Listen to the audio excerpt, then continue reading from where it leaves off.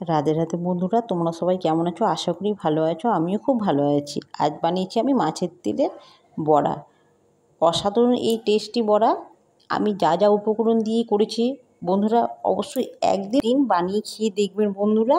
রোজ আপনাদের ইচ্ছে করবে মাছের তেল আসলেই বাড়িতে এইভাবে মাছের তেলের বড়া খেতে ইচ্ছে করবে।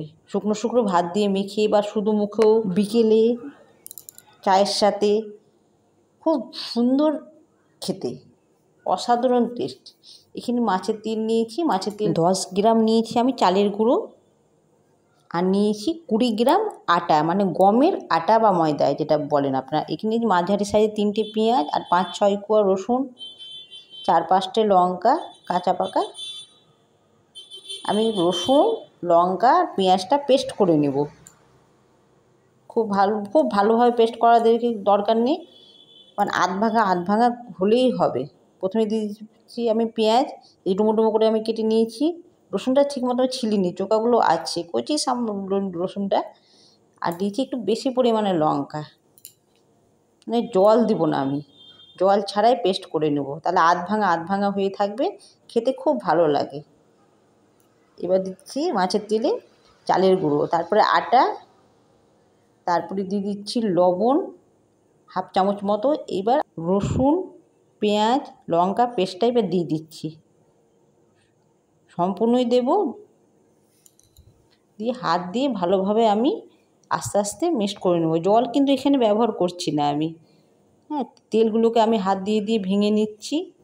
মাছের তেল তো গোটা হয়েই থাকে, আর আমি ওই যে নলের মতো যেগুলো থাকে সব বেছে ফেলে দিয়ে আমি তবে পরিষ্কার করে ধুয়ে নিয়েছি।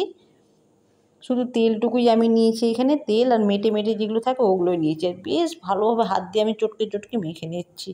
না চটকে মাখলে তেলটা গোটা থেকে যাবে। এখানে আমি দিয়েছি সাদা সর্ষে 2টো তেল মিক্সড করে আমি দিয়েছি।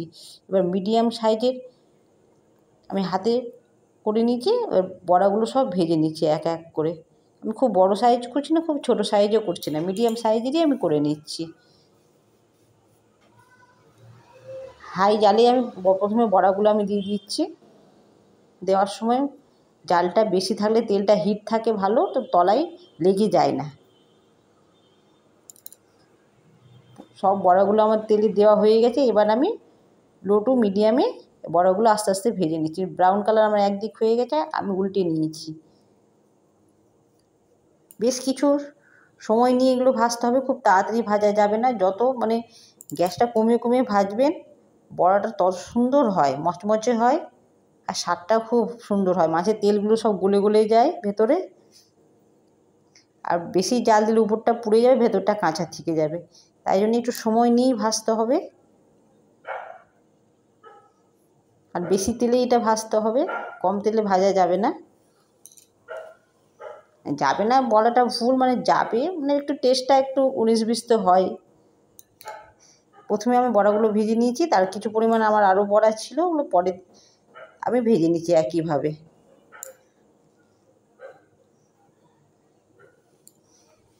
আমার বড়াগুলো ভাজা হয়ে গেছে, দেখতেই পাচ্ছেন ব্রাউন কালার হয়ে গেছে, আমি তুলে নিয়েছি।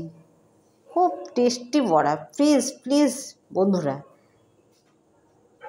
একবার আপনারা অবশ্যই করে খেয়ে দেখুন। আজকে রান্নাটা ভালো লাগলে বন্ধুরা লাইক করুন, শেয়ার করুন, সাবস্ক্রাইব করতে ভুলবেন না চ্যানেলটিকে। আজকের মতো টাটা।